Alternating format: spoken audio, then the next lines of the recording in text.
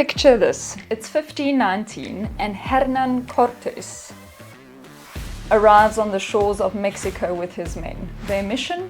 To conquer the Aztec Empire. Now Cortés looks at his men and says, we're going to take this land, and by the way, you're either going to win this or die trying. Such a swell guy. Now to ensure this, what does he do? He orders the ships to be scuttled, meaning no retreat, no safety net, only moving forward, win or die. Now, just a disclaimer, some of you might know a different version of the story, the one where Julius Caesar says, if you want to take the island, burn the boat. But it seems that that version is more symbolic than historically accurate, but you know, the sentiment stands. If there are any historians listening, please let me know in the comment section below. Anywho, the point is that setting goals is one thing. Setting goals and believing that you can achieve them is a whole different ballgame. Creating the life you want and really deciding to go after it takes enormous courage. And the reason it takes courage is because in order to reach your destination, you have to be fully dedicated to the journey. And to be fully dedicated to the journey and to be willing to face and overcome all the roadblocks you'll hit on the way, you have to see it as though there is no alternative. Like Cortés, you either win or die. And I know this sounds dramatic, and yes, it is a little bit, but imagine if you showed up with just a fraction of that mindset for every goal you set for yourself. Today we will talk about the mindset behind goals and how to finally commit to creating the life you want. I'm Mandy, I'm a certified life coach, and on this channel we are all about being powered by progress. Let's get right into it. Now, I'm not suggesting you go out and burn your car now so that you can't get to work tomorrow. It's more about having a do or die mindset. It's about not allowing yourself to simmer in your comfort zone and with that over time silently resenting yourself for not giving yourself an actual shot. It's about being done with playing it small and always giving yourself an escape. You know, often we don't go after our dreams because we fear disappointing ourselves. So it's safer to let the dream remain a dream, because at least that way it's not dead yet. Or we pretend to ourselves that we're all in, boldly stating our intention and for a moment actually believing ourselves. But in the back of our minds there's that little voice saying, yeah, right, sweetie. Let's not get our hopes up just yet. Let's see where this goes before we get too excited. I mean, we can always go back to where we were if this doesn't work out. Now, I'm certainly very familiar with that voice, especially if there's nothing scary chasing me. But if that's the foundation of your goal, how far do you think you'll come? How will you show up when things get tough, and how hard will you fight? You see, by burning the boats, the escape becomes harder than the victory.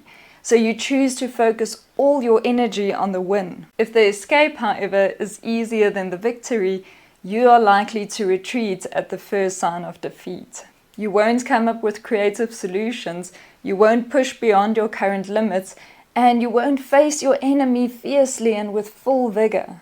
But man, you'll go to 150% if your life really depended on it. It's human nature to take the path of least resistance, but if you want to be more than you are today and have more than you have today, you'll have to consciously override that instinctual drive. You'll have to mentally burn your boats. Full transparency, when I say you, I mean us. I'm on the road with you, and I will continue to work on strengthening my mindset until the day I drop, just so you know.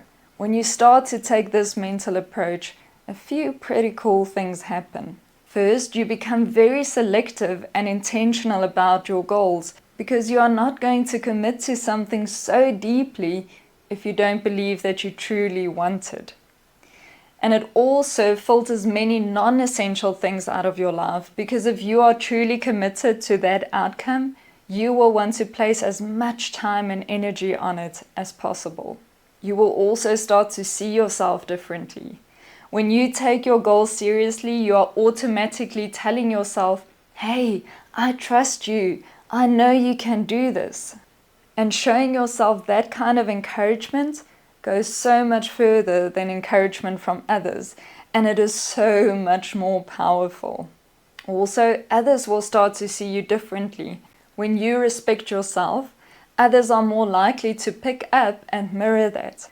Also, when you value your time and your energy, you will naturally start to filter out those who are draining you. And it will also make it clear to you who is an uplifting force and who you want to keep around you.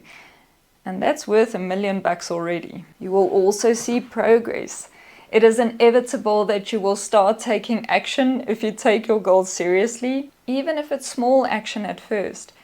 Remember, it is harder to start than it is to keep going, and momentum creates momentum, and small actions set the stage for bigger actions. And over time, you'll experience how progress truly powers you to keep going from one level to the next, to the next, to the next. You get the point. You will also gain confidence. It's hard not to feel good about yourself when you start to gather small wins. And it's hard not to start believing in yourself when you see that you are in the process of creating something and you are seeing it taking shape because of your actions. Once you have conquered a small barrier, a medium one now seems manageable. So you have confidence and trust in yourself that you'll be able to tackle the next step.